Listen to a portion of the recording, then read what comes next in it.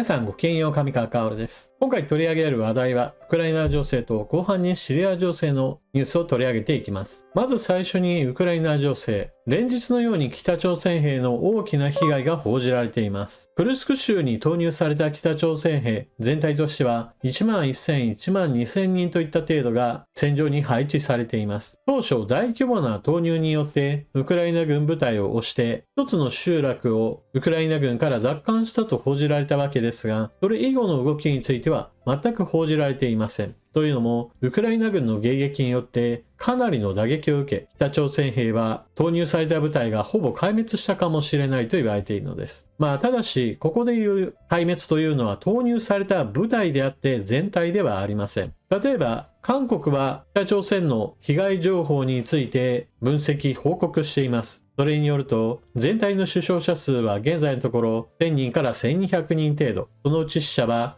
100人程度になっているそうです。全体が 1.1 か 1.2 万人程度の中で1200人程度が死傷となれば、投入された部隊のそのほとんどが何らか負傷し、後方の病院などに収容されている可能性があります。こうしたロシア国内にも兵士たちが病院送りになった件に関しては、ウクライナ側が内部情報としていくらか情報を拾っているようです。それによると病院では毎日のように100人、200人といった具合にして北朝鮮兵の負傷者がやってくるがために、もともといたロシア兵に対する看病なども十分に手が回らず、北朝鮮兵に対する非常に高いヘイトを集めているようです。北朝鮮兵は英語が喋れませんし、もちろんロシア語も喋れません。何か翻訳ツールなどを使っての会話といったものも考えられるわけですが、余計なことを喋らないようにと間に通訳を挟まないとまともに会話ができないんだそうです。そのため病院としては同じロシア人に対する看病も十分にできない中で、北朝鮮兵に対してベッドを開けなければならないということが非常に大きな不満となっているそうです。なぜこのようにしてロシア国内の情報をウクライナ側が取っているかといえば、ロシアがウクライナに対してスパイを送り込むのと同様に、ウクライナもまたロシアにスパイを送り込んでいるからです。つい先日、ウクライナ側の情報機関の活動によって、ロシアの首都モスクワにおいて軍の高官が殺害されるといった事件が発生しました。これはウクライナの戦場において国際的に使用が禁じられている化学兵器を使用することを許可したと言われている軍の高官が殺害対象になったと言われているものです。首都モスクワで殺害されたともなって、ロシアの軍関係者はかなりの衝撃だったようです。しかも実行犯として逮捕されたのはウクライナ人ではなく、ウクライナの情報機関が手先として使ったと言われているウズベキスタン人で、全くウクライナとは関係のない人物でした。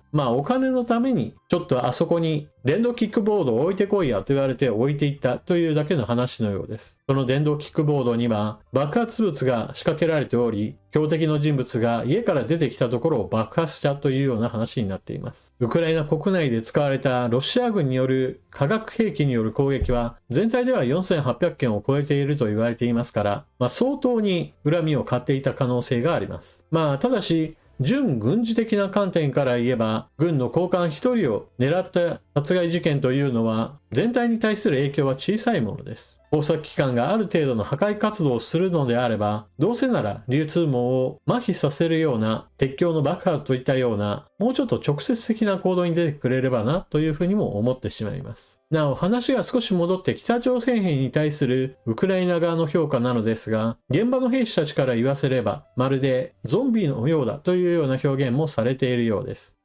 ゾンビ映画といってもちょっと世代がいろいろあって、歩くことしかできないゾンビ兵なのか、それとも走ってしまうようなゾンビ兵なのか、どっちの部類について話をしているかはわかりませんが、今のところガンシューティングゲームの的かのように真っ白な雪原の中を結構な深緑の迷彩服に身を包んだ北朝鮮兵が陣地に向かってくる。その光景はかなりゲームライクな光景のようです。だからこそ多くの兵士が死傷しているのでしょう。現在のペースで北朝鮮兵が徒歩突撃を続けた場合、一応10日もあれば派遣された部隊全体が壊滅状態に陥ることから、ウクライナとしては北朝鮮に対する脅威を一応訴えかけつつも、むしろ政治的にロシアが北朝鮮を巻き込んでもっと戦争をエスカレートさせている、その問題を非難し、より多くの支援を求めているようです。続いて、ロシアによる遠距離攻撃もウクライナ各地に行われているのですが、お返しとばかりにウクライナもまたロシアに対する遠距離攻撃を実施しています。ウクライナ軍、国産ミサイルで2段階作戦でロシアの主要石油精製所を攻撃。ノボシャフシンスキー製油所は年間560万トンの生産能力を誇り、ロシアのエネルギーインフラの重要な一部となっている。こちらが炎上している製油所の様子。報道記事よりもどちらかというと、テレグラムで拡散されている現場映像の方がちょっと生々しいかなという感じはしました。今回の攻撃は、まずはドローンが製油所を守っている防空部隊を撹乱するいわゆるおとりの役目を行い、ウクライナ製のジェット推進ミサイルが次の段階で施設を直接攻撃することに成功したそうです。ウクライナでは国産の大型ドローンも作っていますが、少しずつ国産の弾道ミサイルや巡航ミサイルの製造にも取り掛かっていることから、脱欧米兵器を進めているところです。今回攻撃を行ったのは、ロストフ州唯一の製油所で560万トンの生産能力があり、様々な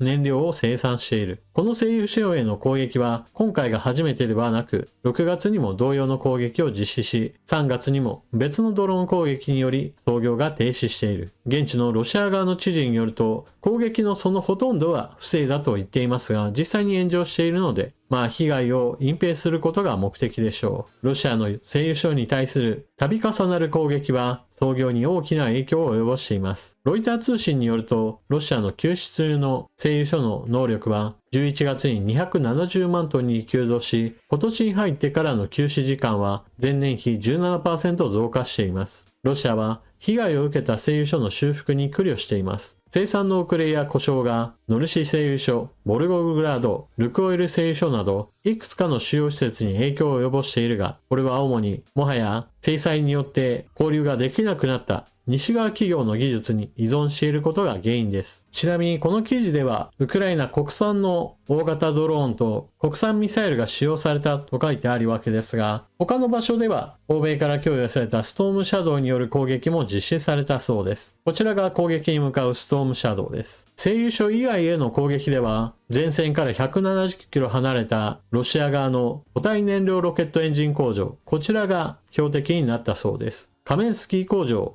ミサイル生産増強の取り組みが行われており、工場は大幅な拡張工事中だったとのことです。ロシア側は自分たちが攻撃されるといったことをあまり考えてはおらず、もともとあった生産工場をその場所でそのまま拡張しようとしているようです。今後こうした工場は操業できなくなるまで繰り返し攻撃を行うことが重要でしょう。というのも、ロシアの人口というのはどちらかというと西側に極端に寄っていますから、戦場から遠く離れたロシア中部や極東地域へと工場を移すと、人手不足の問題から工場を十分に稼働させることが難しいという問題があるからです。続いてシリア情勢におけるロシアの動き。アサド政権が倒れたことにより、シリア各地に駐留していたロシア軍は基地を使えなくなるところが多発し、現在は地中海沿いの2つの基地、空軍と海軍の基地に兵士や物資といったものの集積が行われています。こちらは衛星写真に撮られている様子で、港に大量の軍用車両が並んでいるところが映っています。さて、ここで問題なのは、この戦力といったものをどこに配置するかです。現在2つの報道があります。ロシアは新しい政権との交渉を行って、2つの主要基地についてはこのまま使用するという話。もう一つは完全撤退に追い込まれるという話。どちらの方が正しいのかは現在のところ判明していません。ただ、今のところの情報としては、ロシアは逃げてきた兵士や兵器については、ある程度海外へと輸送しているのです。その移送先の候補は2つあります。まず第一に、本国ロシアに帰る。現在ロシアはウクライナに対する本格的な侵攻を行っており、そのためにほとんどの戦力をウクライナに投入しています。だからこそシリア国内における戦力が大幅に減少し、反政府軍に押し切られたといったことが発生したわけです。しかし、このまま中東の一大拠点を失えば、中東だけではなくアフリカ大陸に対する影響力も減少してしまいます。そのためもう一つ現在戦力の移転先として言われているのがリビアです。最近の報道ではスーダンに対しても港をなんとか確保できないかといったことを外交交渉中だと言われていますが、そちらの方は交渉が頓挫したとの続報が入っています。しかし一方ではリビアに対してはかなり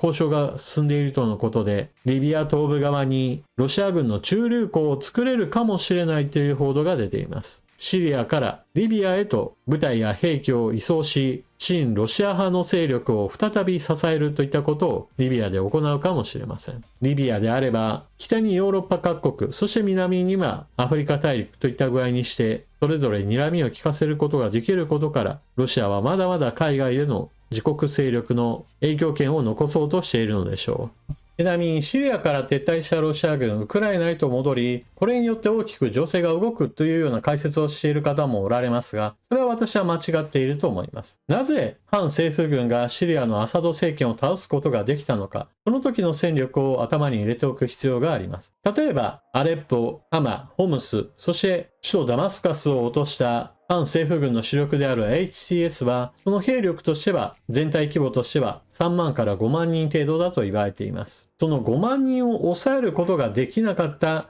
政府軍プラスロシア軍といった状態でしたから、シリアに残っていたロシア軍というのはかなりの少数になっていたはずです。もともとたくさんいたものが、どんどんとウクライナの戦場に連れて行かれて戦力が減少していたからこそ支える力が弱くなったのです。しかも今回の解説でも述べたように、ロシアは中東地域もしくはアフリカ大陸に対する影響力を残すために、なんとかリビアにより多くの戦力を送り込もうとしています。残った少ない兵力をさらにリビアに送ろうとしているわけですから、ますますウクライナの戦場に投入できるような戦力の転換といったものはできないでしょう。そのため、全体の戦局を大きく変えるという解説というのはかなり筋違いだと考えられます。とはいえ、ウクライナ側への支援としても、現在はドイツとフランスがかなり政治的な混乱に見舞われていて、ウクライナ支援が新たに追加されるといった状況でもありません。アメリカにおいてはトランプ政権の発足に向けて、これまで確保した予算をいかにして消化し、ウクライナ支援を行うかといったところが注目されるわけですが、バイデン大統領はどうにも最後の追い込みに力が入っておらず、もしかしたら確保した予算全部を使い切ることもなく、自分の任期を終えてしまう危険性があります。